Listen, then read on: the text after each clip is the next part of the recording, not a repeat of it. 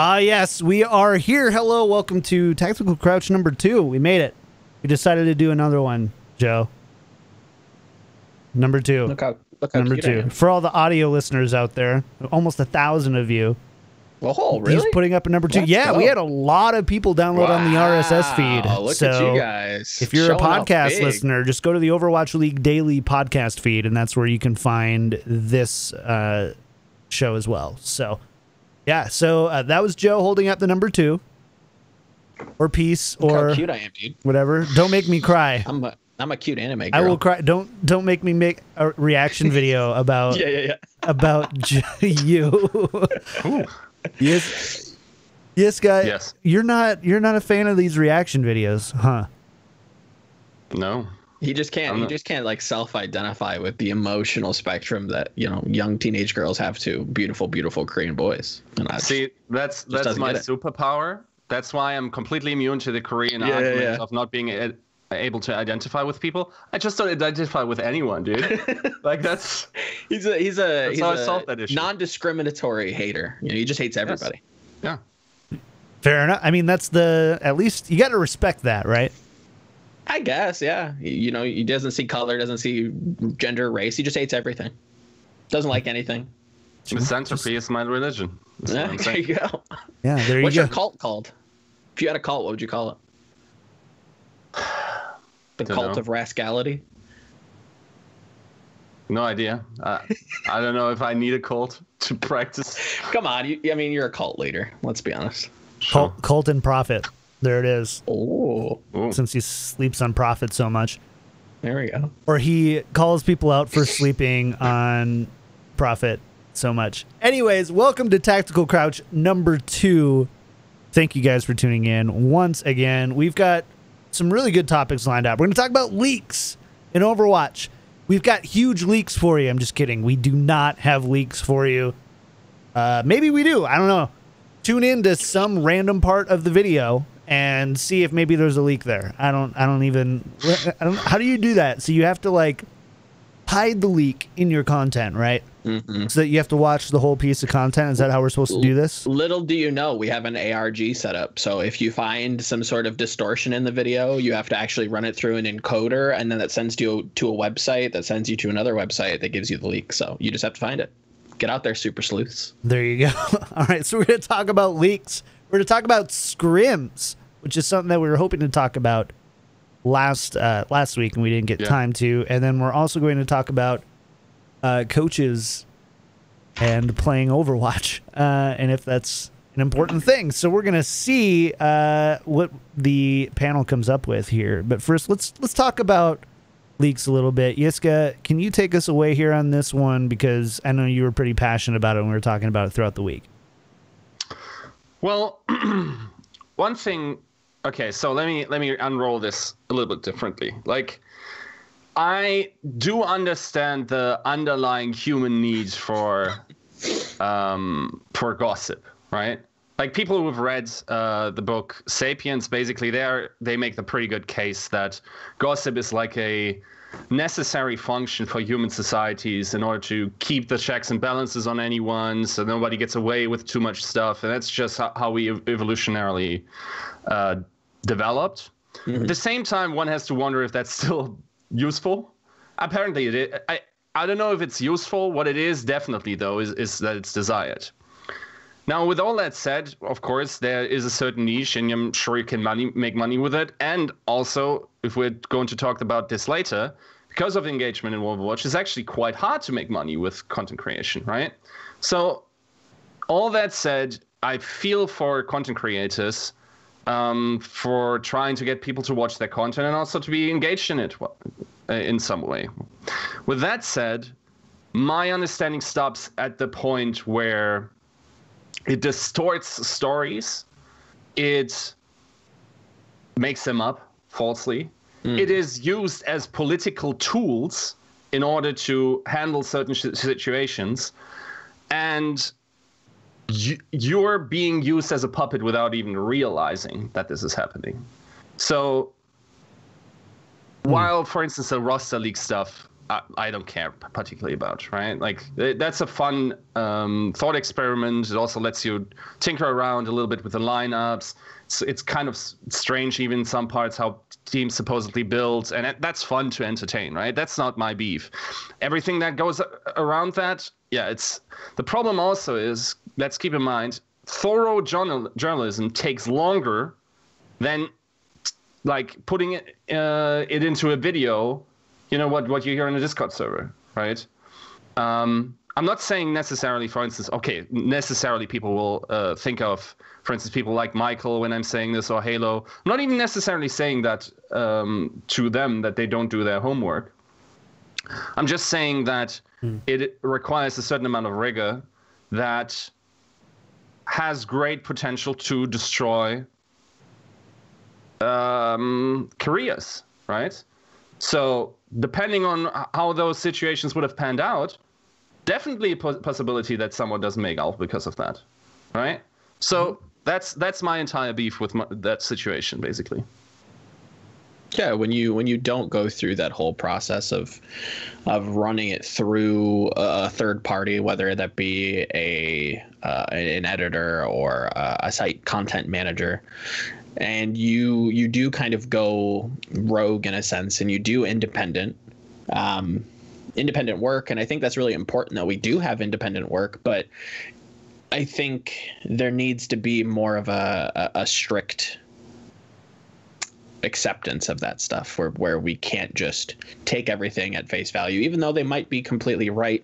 You know, it is slightly dangerous to operate like that because it's not, you know, there is no skin in the game. They can just there is nothing, there's no repercussions, you know, there is no reputation. It doesn't matter. Held accountable. That's my entire moral situation, because I know where Michael gets his information from. I know who League Boy is.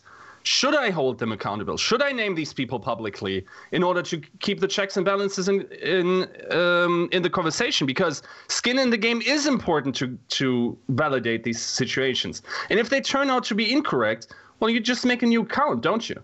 Right? Mm-hmm. Or like, well, then Michael is the idiot for trusting your sources, right? The source of it isn't hold accountable, and I don't like that in any system where there's no accountability and responsibility. It always will end badly, and actually, in fact, did.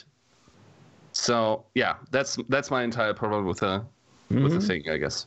Well, and I think at least, you know, in Michael's case, at least we know who they are, so it's not like you can just go start up another account tomorrow, except that. You know, we are seeing people creating anonymous accounts just to post leaks, and there's not that. I don't even know if there's necessarily like a track record. So it's like really difficult to go back and keep track of leaks that are true and leaks that aren't. And even does the truth of it really matter if they're not being leaked in a way that is healthy and professional, I guess? Like, you know, one of the biggest things is, you know, Michael hasn't been wrong this entire time, so he can go ahead and say, you know, the most prominent one is with Kate and DC. Sure. Comes to mind, which that one seems the most like potentially career ending type of stuff, where it's one thing to say so and so isn't happy in San Francisco. It's really easy for a player to go, yeah, I am. No problem. But once you've gone that far with somebody else, like what happened to Kate and DC, you open up a very dangerous situation in which, you know, people's entire careers and stakes, and it doesn't even matter. Like, honestly, doesn't matter if it's true or not at the point now that it's out there for if you're shopping around in 2 years for a new GM. Yep. So, and I also urge everyone who does leaking to ask themselves at least partially, why does the person that gives me that information share that with me? What is their intention? Is there a possibility that I'm being used for something? Is there a possibility that I'm being fed wrong information in order to, you know, do whatever, right? That'd be the quickest way to find them. You just poison the well. And they're the pettiest. Sometimes they're just the pettiest reasons why people do that, right? It's the old Apple thing, how they got leakers out, is they'd put them on fake projects and then find out which projects leak. Exactly. Yeah. There we go. Fair. I mean, I don't know though. At the same time, and for me, I don't know if it's for you guys, but for me, I don't necessarily mind the roster leaks, even if teams aren't wanting it to come out. Then, like, I understand at the end of the day, it's not really hurting anyone's career. It's not really hurting anyone else. I don't like how every time I go into the competitive Overwatch subreddit, all I see are leaks that can just kind of be overbearing at some point. And it's kind of difficult to, like, no one's talking about next from last week. Sure. And instead we're talking about who might be on this roster. I think that's kind of the way that Overwatch has been structured, because it is such a top-down system where everybody is so invested in the Overwatch League that if there's any news in this kind of absence of it, is being promoted so highly because there's a want and a need for it. So when there is lower tier stuff, whether it be contenders, whether it be contenders content, whether it be third-party tournaments, that people were interested in, but because the structure is so top down, the content that is going to see more popularity, see more upvotes, is going to always be the Overwatch League until we get some more support for the tier 2 and the tier 3 scene. Well, this might just kind of systematic. This might be a good time to talk about engagement in Overwatch too, Yiska, because you were talking about in Discord this week about how just the overall community and how it engages with the game is lower than it's been before, maybe lowest it's ever been at this point. I guess I don't have the numbers to back that up, so I'll redact that. But what is what's going on here with Overwatch engagement then in the communities? Because you see all you see on competitive Overwatch is kind of the same things over and over, and you see a lot of people, I don't know, engage in much more passive way than maybe a healthy game in esports would or should. Mm-hmm. So the thing with engagement is, I asked a bunch of people, that being streamers, that being content creators in general, that also being, of course, writers, what their engagement was like. So not just sheer views, even though that helps a lot, but engagement also is, for instance, for streamers, a big indicator on how your stream will continue to grow, or in fact, how people will continue to spend money on you, right? So it's quite possible, for instance, that you have a 20K viewer stream, but you only have 2K subs because there's no engagement on your chat and whatever. And there's the possibility, of course, then people always say, oh, that's the view bots. No, that doesn't necessarily have to be the case, right? And then there are chats with, or like streamers with quite low view counts, but they have immense engagement, right? So their chat moves quickly and whatever. And also, if we then look at social media interactions, I have to say a little caveat has to be given.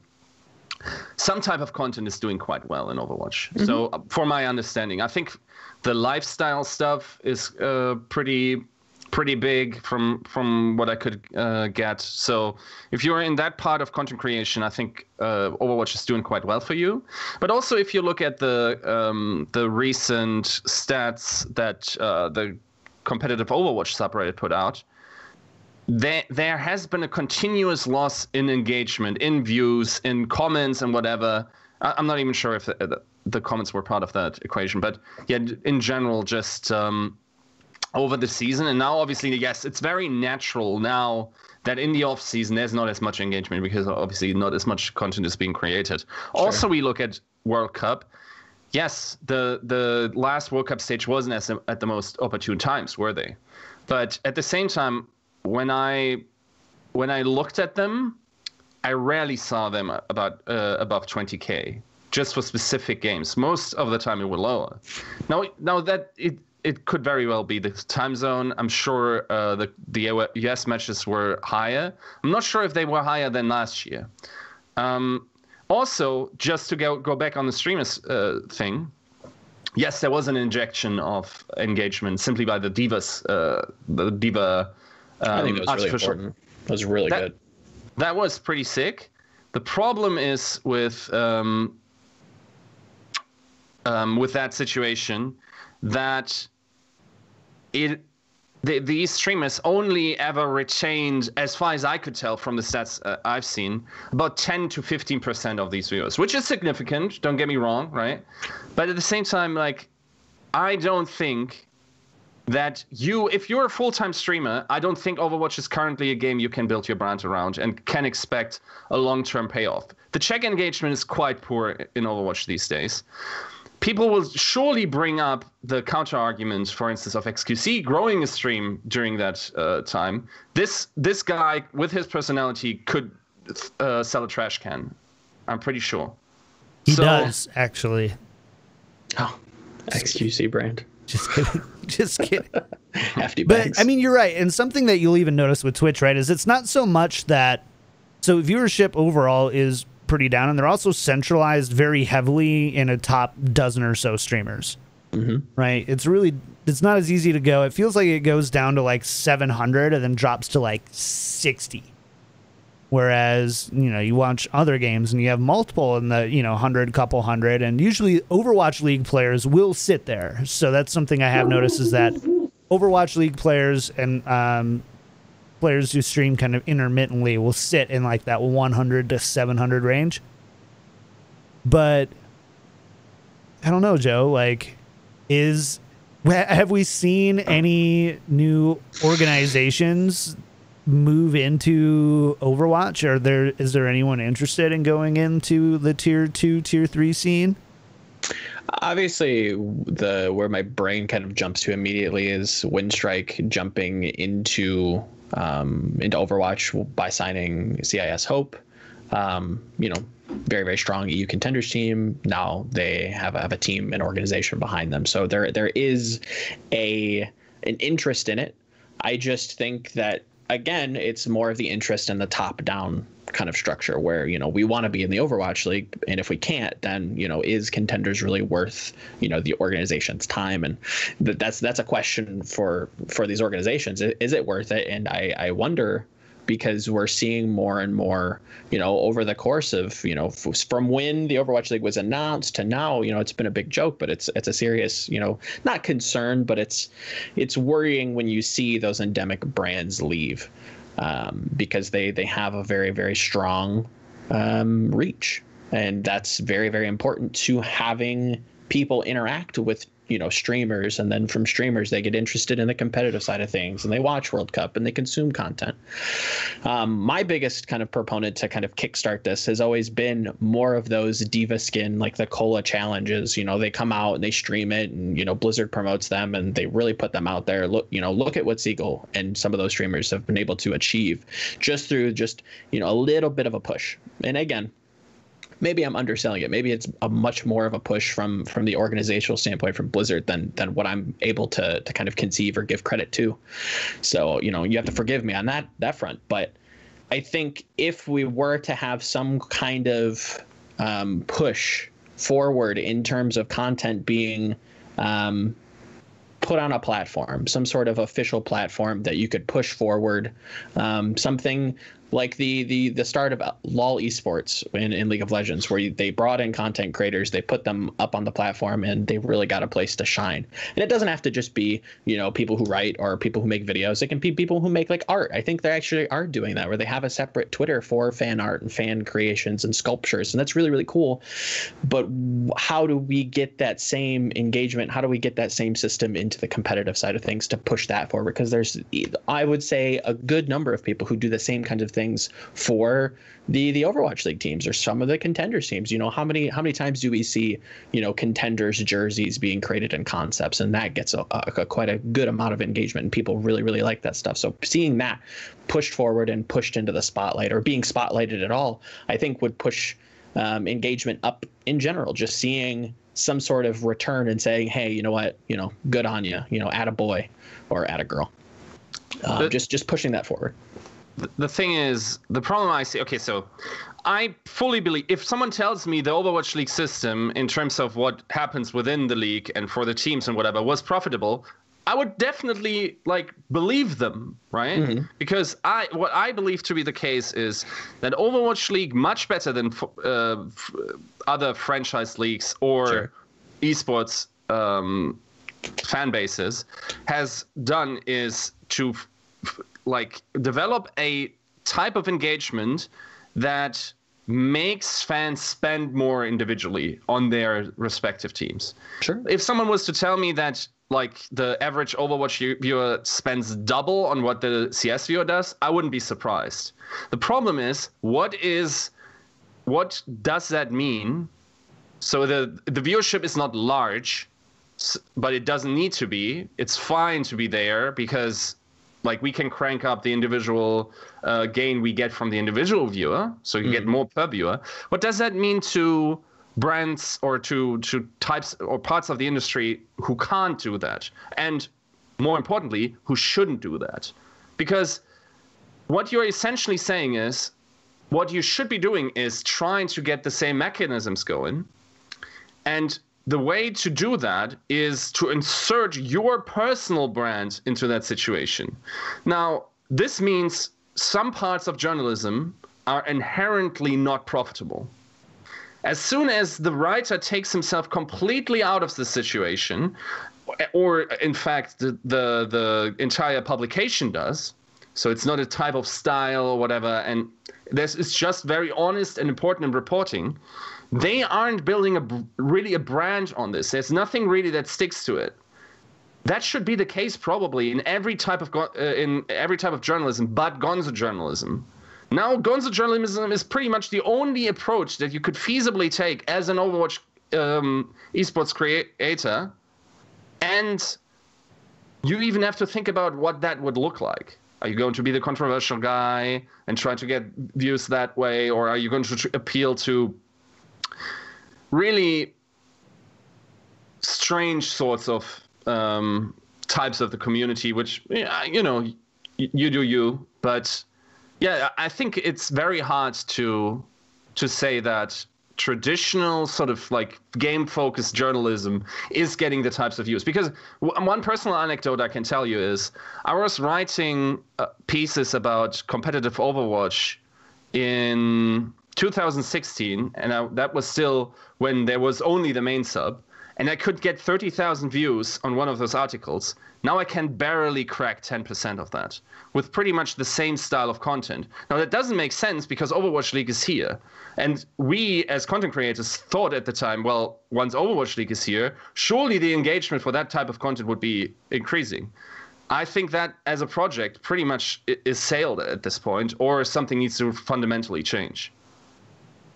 I think something too, and this is maybe just to hit something that we haven't really touched on, is just the state of the game itself. If you kind of talk to somebody about esports just in general and bring up Overwatch, there can be a wide range of opinions on the state of the game overall. And at the end of the day, it doesn't matter how great your league is, how engaged your creators are.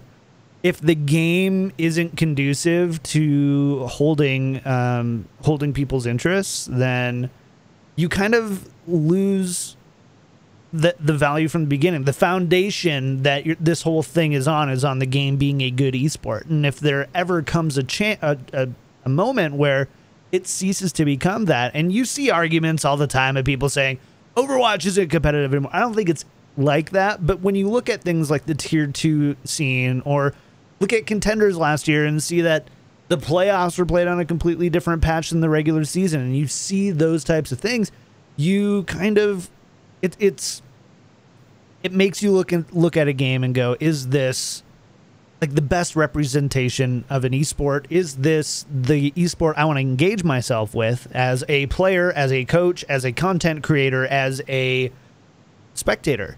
And I think that that's something that we I don't know. I don't want to say take for granted in the sense, but you know, we live, sleep, and breathe Overwatch. We watch a lot of Overwatch. We just did a 3-hour VOD review of LGD Gaming versus Runaway, and we have the time and the ability to do that, and that is, you know, it puts us in a little bit, I think, different class, I guess, is what I would say. But you have a lot of people who aren't like that, who still enjoy. Honestly, I just think the Valiant stuff looks really cool, so I'm going to buy it. The NYXL pop-up store, you know, those types of things. The teams are doing it, but you're right in the sense that there is this level of engagement, I would say, in kind of like that middle level of engagement, it feels like, where they're not totally all in, they're not making content, they're not doing all this stuff, but at the same time, they're not like, I think Jonak's cute and I like his glasses, so I'm going to be an NYXL fan. There's a big chunk of fans and players, or just fans, sorry, who kind of don't have a lot going for them in that kind of area. And so I wonder how you address that. I don't know if you guys have any ideas, but there's definitely a lot of people where if I'm a more casual fan, but not super casual, it might be easier to watch a different esport. I do think it's kind of a little bit on the creator to understand what works and also what is more of an investment long form for you as a brand. I think that understanding that, you know, the general audience for Overwatch and competitive Overwatch, or, you know, just the general populace that plays the game, really isn't interested in like these heavy concepts and these big grandiose pictures. It's good to have that stuff for, you know, the 5% of people that are super interested in it. But in a way, I feel like you do have to know what is working, what has worked in the past, and not tailor content to them, but be able to manufacture something that they can take and either learn or take away from, or, you know, interact with a personality in a sense where, for instance, right, the Overwatch League is very big on trying to push, you know, the players' personalities forwards. Whether or not you think that they've done that, we can agree or disagree. But it's very player. The facade is that it's player centric, right? That they want to push the players forward and their personalities forward, and you know, again, you can agree or disagree if they've done that or not. So when you kind of make content, you have to wonder, is it about the team or is it about the person and how their story and how they felt coming up through the rungs? You know, putting a more human element into it does really well. It connects with a lot of people. And I think specifically for Overwatch, it resonates very well with them because it is so like player, you know, who is behind that name, who is the name, who is the face, you know, who's behind the name, what is their story like? Because I seriously think there's a yearning for that. There's a want for content that better explains who these people are, and that's the type of stuff I think, you know, just me personally, that works really well within Overwatch. Something that's very, you know, it doesn't take a ton of, you know, game time to be able to, you know, sit down and really understand. You don't need to know what GOATS is. You don't need to know what, you know, a 5-1 dive is. You know, you don't need to know any of those weird concepts. I just know that this guy moved from Thailand and is super, you know, positive, and we love him, and he's really cute, and he's kind of silly. And that's the stuff that does well, and the stuff that's super analytical does build you up as, you know, being intelligent about the game, having a good game sense, but it's not going to do super well. So it is about knowing your audience and you know, being either accepting or declining the fact that, you know, this is what works and this is what doesn't. So it is, you know, trying to push that content out there and spotlight it, but it's also around the content creator to be able to, you know, finagle and adapt to the environment that they're given. Because again, it's going to change sooner or later, you know, where more people are interested in the competitive side of things. They're more interested in the analytical stuff. And if you can do that, great, but you have to adapt to it. I think that's fair. Yiska, any more thoughts on the subject here, or should we go on and talk about scrims? I mean, I guess sort of as a cliffhanger, I think a lot of stream personalities, unless something as big is released at BlizzCon, from the stats I've seen, will seriously have to reconsider if Overwatch can remain their main game if we're going into the future. So if that concerns you, well, now you have one more problem to go to sleep with. Fair enough. All right, Joe, talk to us about scrims here. I know this is something you've been wanting to talk about for a long time. Sure, yeah. I mean, the last podcast we kind of hinted on it, and the community has kind of taken scrimbucks and really fallen in love with it. But I seriously wonder if we are taking scrims again way too seriously. There's been, I think, in most esports, that's used as somehow a metric to gauge how successful a team is doing behind the scenes. I don't know how many times in interviews and other esports where, in practice we're doing really well, so we think we're going to do really well this event. That's fine to say outwardly, and it gets your fans excited, like, oh, maybe this is the year that X team wins, whatever.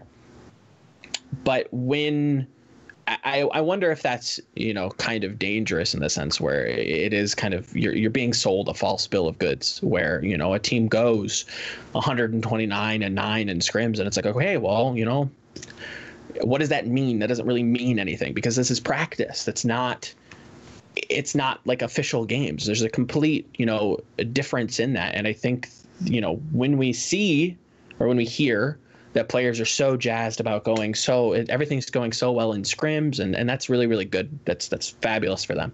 But does that mean the other team is, what does that mean for the other team? That doesn't mean much of anything to them if they're A, not trying, or B, they're really trying to get information from you because you're trying to play the scrim to win. And I think that's a detriment to practice overall. It should be, not running drills, but experimenting and really kind of breaking down exactly what you're trying to do. So I worry that, again, I still think teams are trying to scrim to win rather than scrim to learn and practice. Do you also think that this is why a lot of teams scrim with other teams that aren't necessarily in like the same league, like Overwatch League teams scrimming with unaffiliated contenders teams, or even top tier open division teams? What do you mean? In the sense that when you're playing a team that's much worse, that A, they're going to probably be trying to give you their best because it's more of a tryout. Sure. And is seen in a lot of ways, number one. Number two, that's what you're bringing them in for, to play their best. If you're having a Shock versus Uprising scrim, both team is trying to glean a lot of information that they probably more than they are being like, let's win this scrim, or let's try our brand new strategies. Right. And even then, I think it was it the Valiant early on who had some kind of interesting scrim policies in their organization.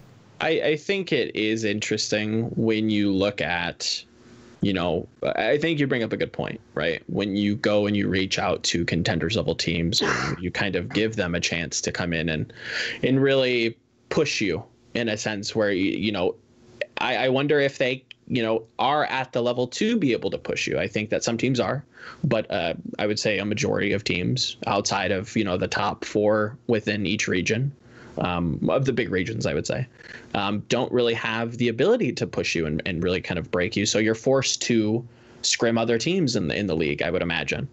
And when you do that, I seriously wonder if practice is really happening, or if it's just, trying to win and trying to build morale, because I think that is another good way to build morale, is to win scrims. And that's, again, it kind of echoes the same sentiment that I started with, where it's it doesn't feel like practice. You know, practice can go well, and that should do something to a player or to a support staff that kind of bolsters their confidence. But I don't think your entire confidence should be built on the fact that you've done so well in scrims. It doesn't make much sense to me. But again, maybe I'm the outsider here. Maybe I don't understand fully exactly what's going on behind the scenes to push that forward. So again, it was just kind of a talking point to kind of explore, what scrims mean in esports, because like I said, it's propped up in many other games. I don't know how many times I remember in the NALCS, Curse coming out and I Will Dominate saying, you know what, we've won every scrim and we're going to do so well, and then unfortunately they didn't. So what do scrims mean? They don't really mean much of anything but practice. Again, I take scrims out of some of my articles and I just put practice because that's what I think they mean. You just mean practice. Yeah. Though, like, scrims are the epistemological issue that we face in Overwatch. That's our, like, the card was wrong. It's actually what it should be called is I scrim, therefore I go ham. Like, there's so many issues. Even if you have convinced yourself scrims mean something, you're an idiot for it, by the way, but like, then you try to gouge how people did in scrims. You will never tell you the actual truth. Whether or not they just forgot and certain wins took more, space within their minds. Like, you simply will not get accurate results unless something was very extreme, where you like got bashed into the ground 2-0, so you never took a map of them, or like one, or you bashed them into the ground and lost like one map. These are the only instances where you're getting credible data from, where both teams would probably agree on the score. Everything else is absolutely lied. Like, it's probably not even intentionally so, but that's just how players and their ego perceive, these data points. Now, even there are so many issues with scrims, right? Like, for instance, Koreans don't even often play their main lineup. They just bring in ringers. Suddenly you have like some random Korean from the ladder just in your Overwatch League level, let's say, or like in your Contenders Korea scrim, and you're thinking, oh, I'm doing pretty well. Nope, no, you're not, mate. Like, it's game day and you barely got the first point in Botskaya. Like, it's a hard point to get, by the way.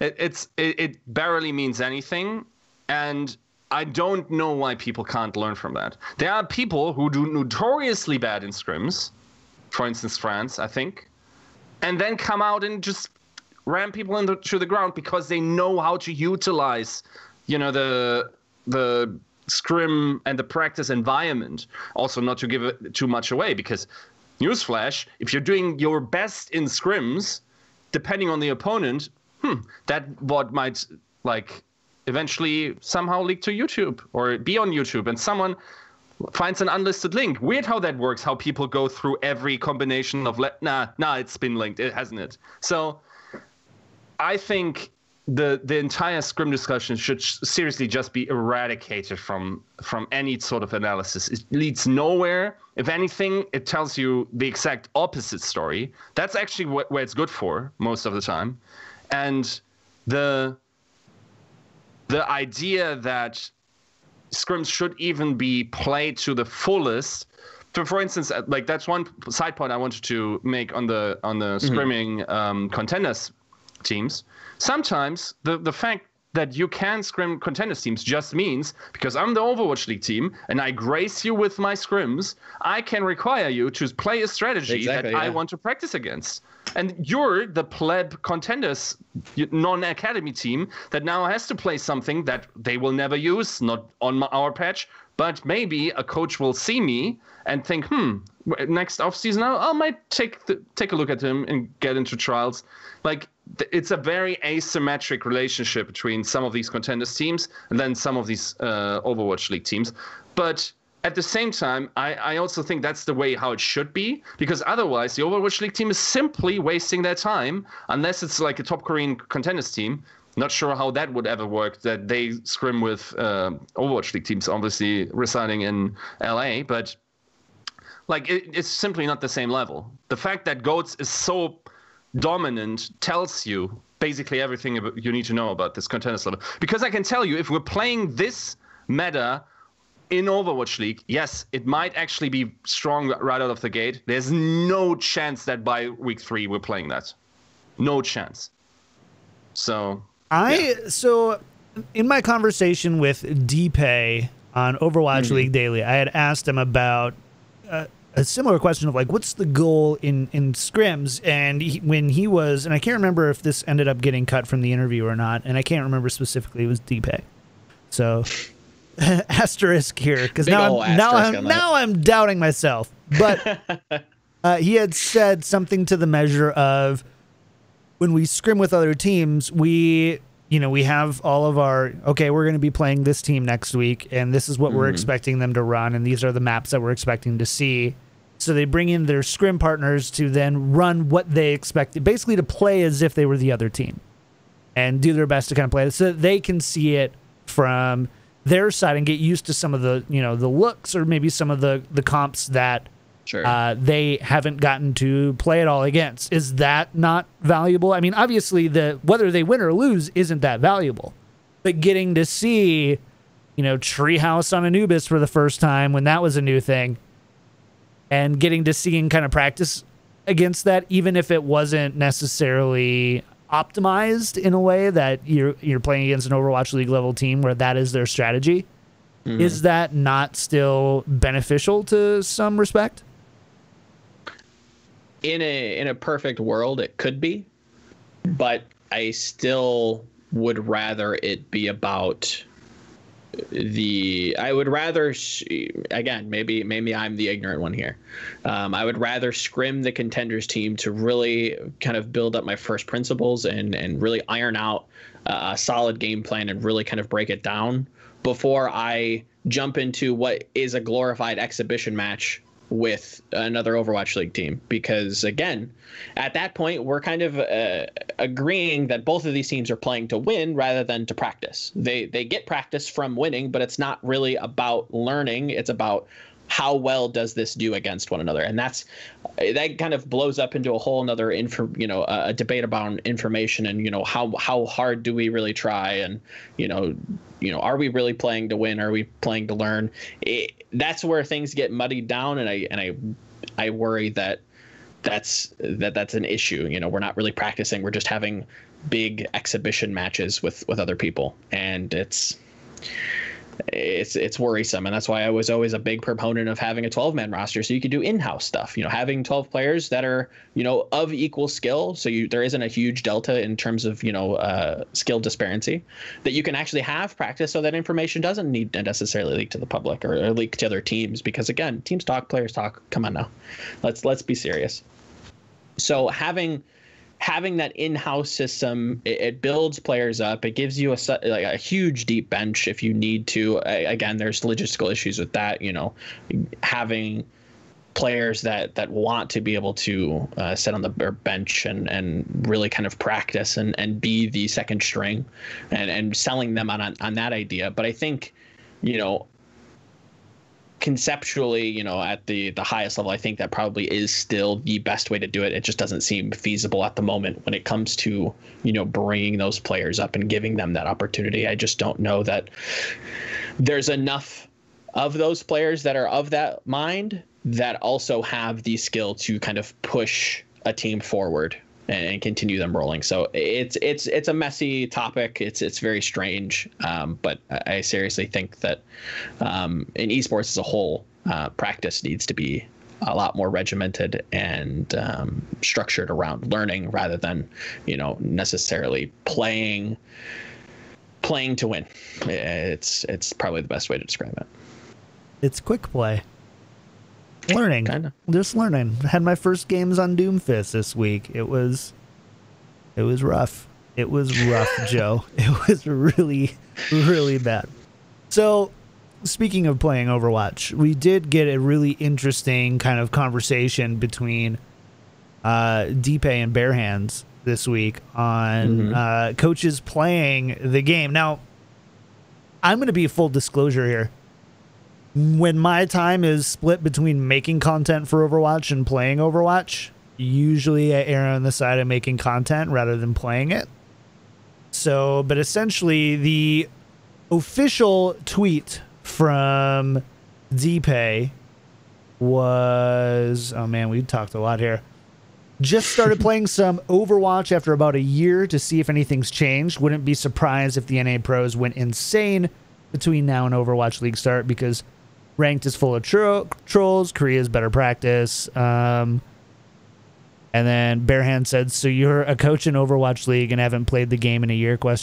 And they kind of go through this conversation, and regardless on, you know, where they landed on that, I think it's an interesting topic, is should coaches be actively, to be the best coach that they can be, should they be actively playing a lot of Overwatch? Is a year too long to not play Overwatch to be a good coach, Yiska?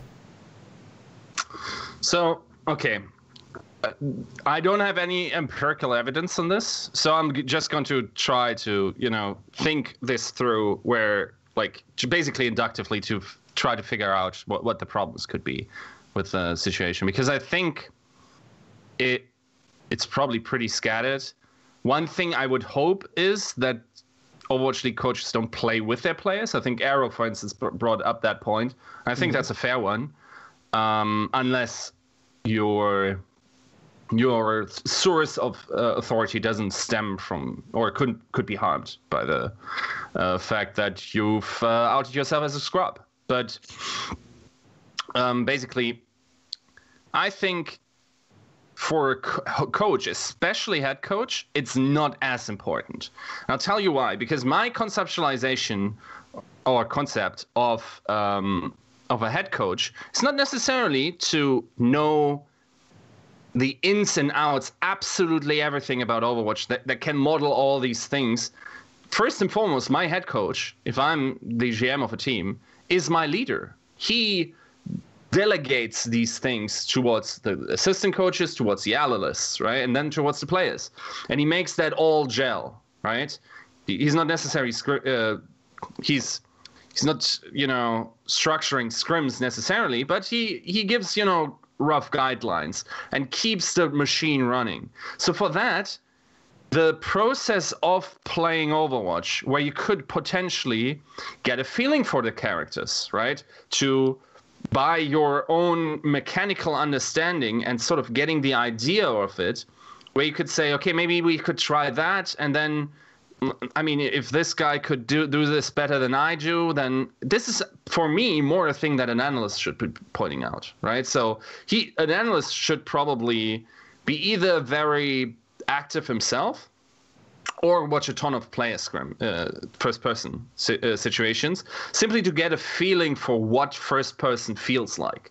It's very different to see these, you know, situations, how they play out. So, for instance, let's take a Widow scenario, right? You're building a strategy on Widow, and you can empirically have a feeling for, okay, this much damage is coming from my Widow, from that elevated position, and I can expect this just empirically, but I don't know if my Widow is actually doing a great job or a good job, right? So, and that might make or break a strategy, right? It's like the mechanical differences, how much air there is to the absolute top slot. Don't get a feeling for that if I'm not in the first-person position, or in fact, if I don't know, you know, myself what could be possible in that situation. I think the direct way to arrive at that point of understanding can be done even for the analysts without touching the game. But certainly you would have to employ other methods to get that what you should be getting from playing yourself. No, 100%. I think that, you know, if you break it down to like a 90-10 or a 95, you know, kind of creation or study versus actually playing the game, you can start to see why you don't really need to play the game. If you're, you know, the game itself is drastically different from what you're viewing through the lens of the Overwatch League or high level contenders, play in a tournament or whatever, what have you. The game is completely different. So I think that you're doing yourself more of a disservice to actually play the game than study it. I as an analyst, or you as a coach, or you as a head coach, or you as a content creator, a writer, an analyst, whatever, you don't have to play the game to be able to, try to understand it and then better explain it to a player or a viewer or, someone who's consuming any form of content.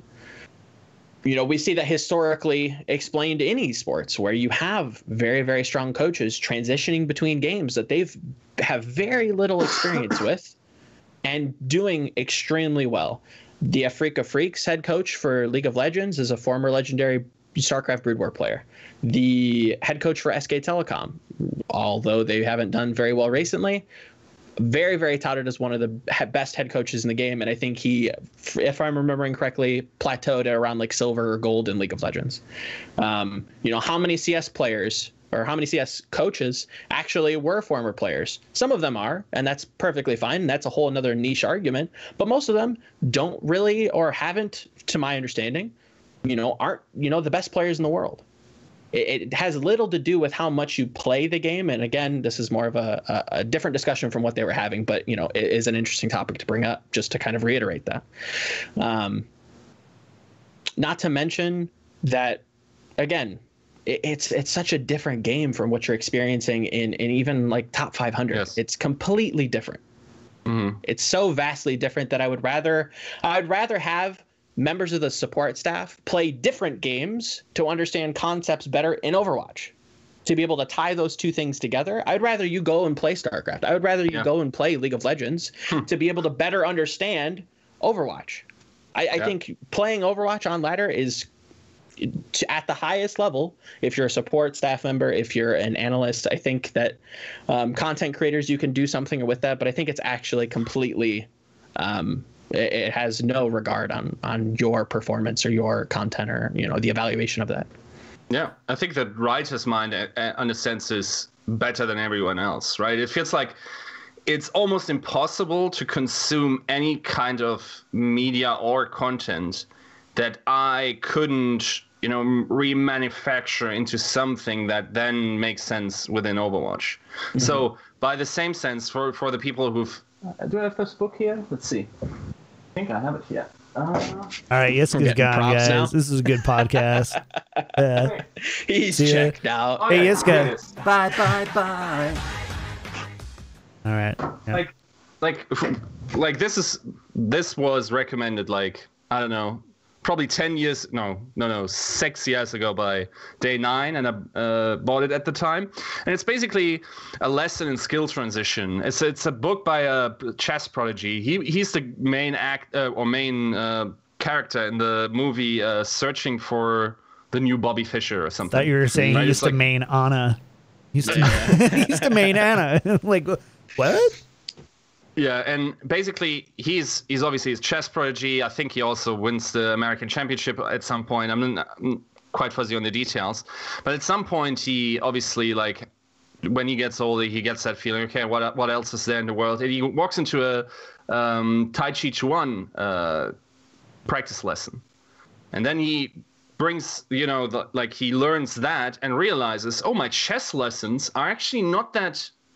So the mechanics my chess teacher tried to impose on me or to try to teach me by are actually not that different from the Tai Chi Chuan, master here. So there is skills transition in all fields. And if you indeed need some sort of creativity, which could be, for instance, a different strategy or a different viewpoint, thinking from first principles, how you solve Overwatch or how you solve a certain, let's say, strategy. Like, I don't know, for instance, like maybe there will be a strategy just that just runs you over, and the idea is to then just to avoid or whatever based on a judo move you've seen or whatever, right? This is very conceptual. It's not that likely to work, but these underlying principles are true in almost every part of life, right? Like I can apply this to teaching, I can apply this to writing, I can apply this to coming up with strategies, right? So I think what you're saying about, okay, we're going to look at different things other than Overwatch is actually quite true in what, like for instance, especially if I'm facing issues that are more basic to human nature. For instance, where can I find solutions with the social strains I find in my team? What did other people do? Not just in other sports, but like in management or whatever, right? Where can I find these lessons that not necessarily teach me how to, solve the issue, but give me like a new spark or a new direction, a path that I haven't seen before, can go down on, and then, develop something out of that. Because the problem of the human mind is human mind copies always. You can't make meaning out of nothing. It is always a likeness of the essence of the thing that that you then apply to the next thing. So I think there's also a point to be made to be overloaded on Overwatch. Like, I don't think it's also a statement on the level of liking the game that you haven't played it.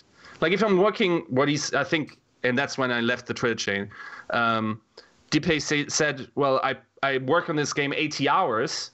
Like how much is going to, play the game help me more, right? And that's a completely fair point. And I'd be shocked if it wasn't the case that him doing something else than Overwatch would be more productive to his team winning than him getting on ladder and like trying to get his placements in.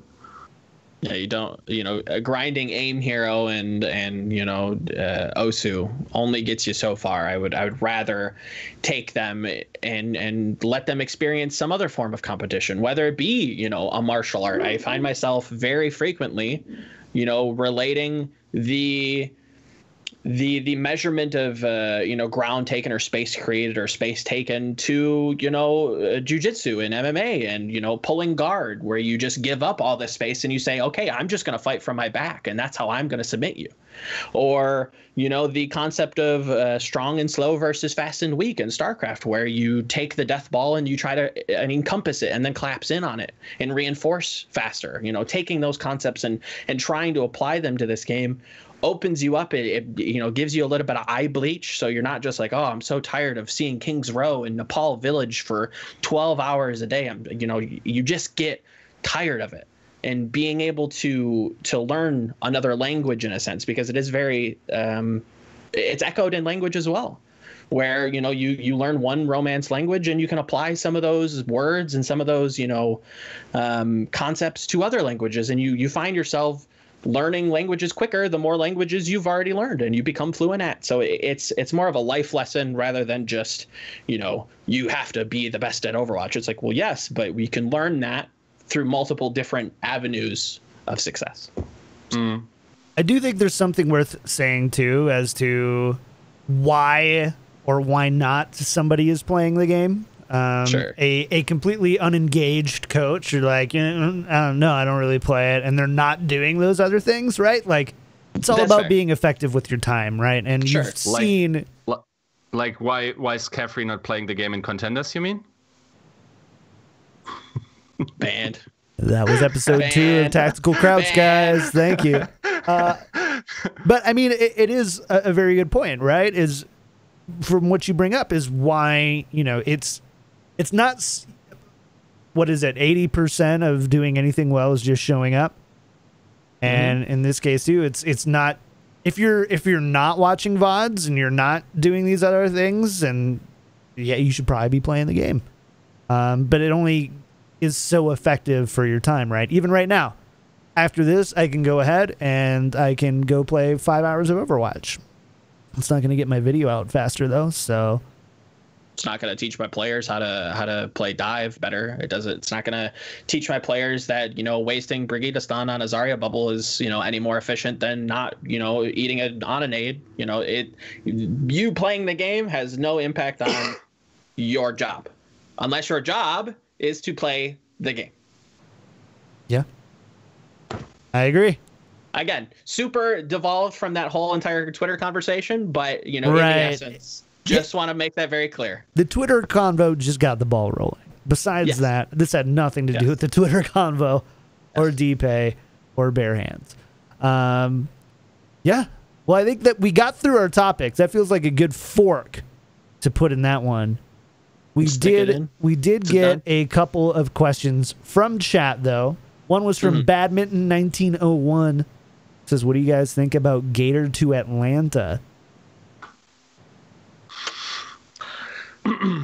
That's a strange one. So I have to admit, I'm not actually too familiar with this play, so I won't comment on that. It is interesting that someone with that history, I suppose, like that you would consider. Basically, what I mean is, if he's considered, he has to be better than someone with equal skill who has no track record of negative engagement, right? So that should probably say something about his quality. At the same time, keep in mind, it's also very unlikely that this guy is going to play, if the rumors are true about the actual Atlanta main tank, which I believe was rumored to be Pokpo, right? I believe so, if I remember. So if that's the case, yeah, I mean, that's a good opportunity for him, I think. You could build him up. If he's interested in learning and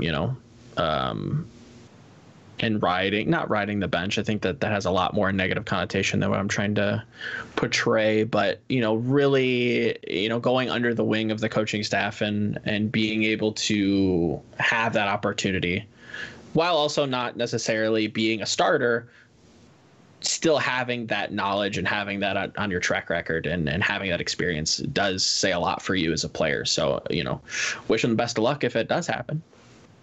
What are your guys' thoughts on players moving on into coaching and analyst roles? Because we've seen that with Coco now. Trying to think of the others, but I know there's a couple of players who are then going on as like a analyst role or a coaching role. Do you?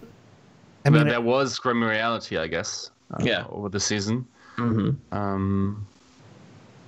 else? Damn, it's hard to not. I know. Say the names nobody knows. Wasn't Mineral? I want to say that he played support for a time, correct? Yeah, sure. If you want to. Chance did too, right? Wasn't he doing something in Overwatch League? He was a player, but then he went coach. Was that FaZe? Saita. Back in the day. Yeah, Saita. Yeah, but he hasn't played in. Has he? Okay, this is outing me myself as a that's a while ago. Yeah, that had to have been like Kai 2017. Sure, yeah, it's a good one. I think that when you have a player transition into any other job, whether it be a caster, whether it be an analyst, desk host, whatever, I think it's important that they have a good take on things, that they have a way to look at the game or a way to explain it to other players that you aren't going to find elsewhere. Like I can't look through the eyes of a player that doesn't resonate with me. I don't have that life experience, but we might be able to come to the same conclusion, but be able to explain it differently. That might be more beneficial coming from a former player that has a little bit more respect, that can explain it so that another player, they can connect on that level. They kind of understand it a little bit deeper. So it is another kind of perspective that is important. And I think it is a very powerful tool specifically for a broadcast and for a team. Having them come in, should they be a head coach? It depends on the person, depends on the skill set that they have. Are they natural leaders? Can they kind of not command respect, but are they respected?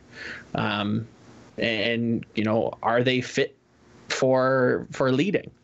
So it depends, but I think it is a very, very powerful perspective to audiences, whether it be in a competitive setting or a more general setting. So kind of what I'm getting from that is experience and perspective. We just got done talking about coaches not necessarily playing the game and why that is by no means a determination on how effective they are as a coach.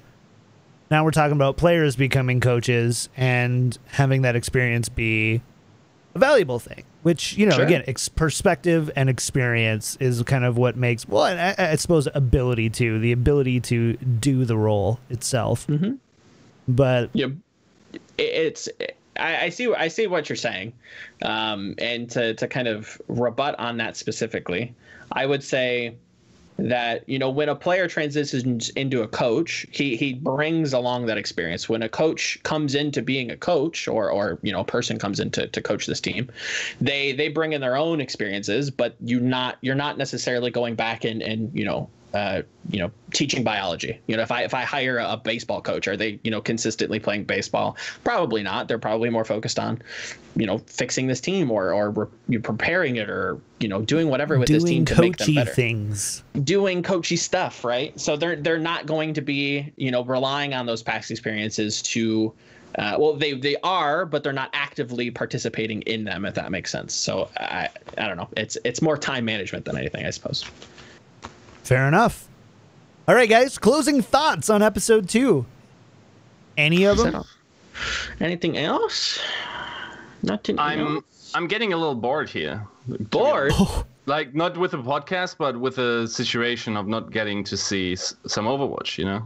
A little bit. There's not enough going on right now. I guess that's you know, I'm a fan of, you know, that, you know, the ups and downs, and then making the highs higher than they would be if there was content overload. But at this point, I feel a little starved, especially, I mean, I care about the World Cup now because I've forced myself to care, but I'd love to see some Overwatch level play, or indeed Contenders Korea.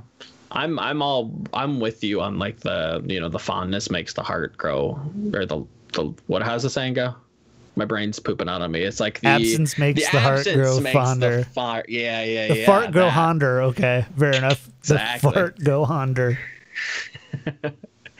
I definitely agree with that, and think that it's powerful. But it feels like this dip has been. Did Contenders not do it for you guys?